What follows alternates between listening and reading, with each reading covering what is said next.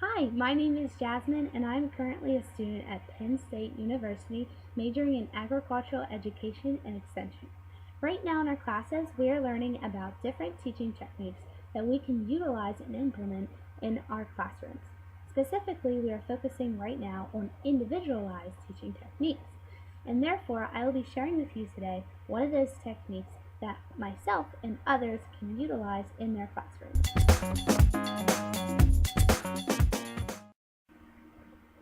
One of my favorite individualized teaching techniques is utilizing notebooks.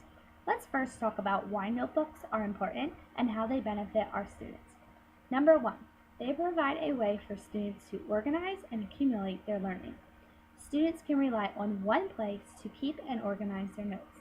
It allows students to see all that they have learned in your class. In other words, it allows students to see the whole picture of the different components of a unit and how those components fit together. Number two, taking and keeping good notes promotes learning. It allows students to make a cognitive connect with what they've learned yesterday and what they are learning today. It builds students' organizational skills, and it serves as a reference for learning. Number three brings me to my final point of importance.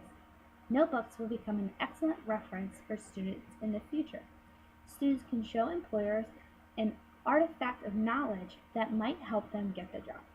In these ways, notebooks promote learning in your classroom.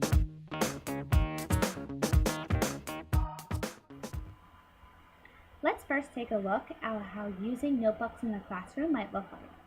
First, as a teacher, you need to show students how to set up their notebooks for their studies and your expectations for them. Every student should have the same type of notebook. It is suggested that a 3-ring binder is used with dividers that organize the binder into major sections of the course.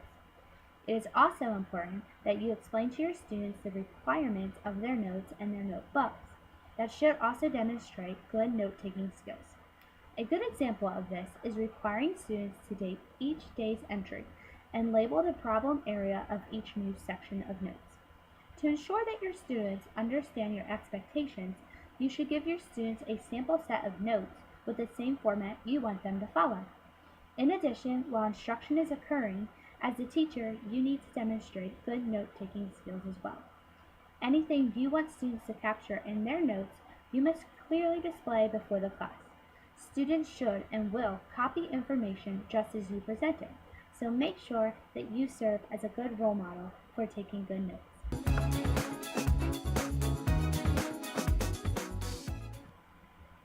Here are a few tips that will ensure that you are effectively using notebooks in your classroom. The first tip is to make sure that notebooks are evaluated and graded.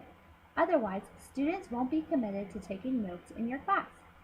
Notebooks should be graded at least once each marking period, but doing so more often will yield even better results. A second tip is making sure that each student is provided with a grading rubric.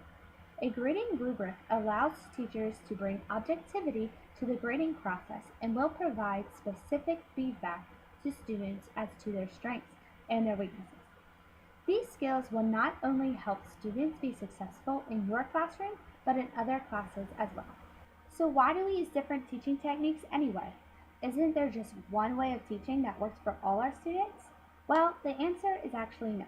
Matter of fact, we are going to have diverse learners in all of our classes, and so it is important that we utilize different teaching techniques in order to reach all of our students and enable them to be successful in our classroom. Because remember, the more ways we teach, the more ways we reach.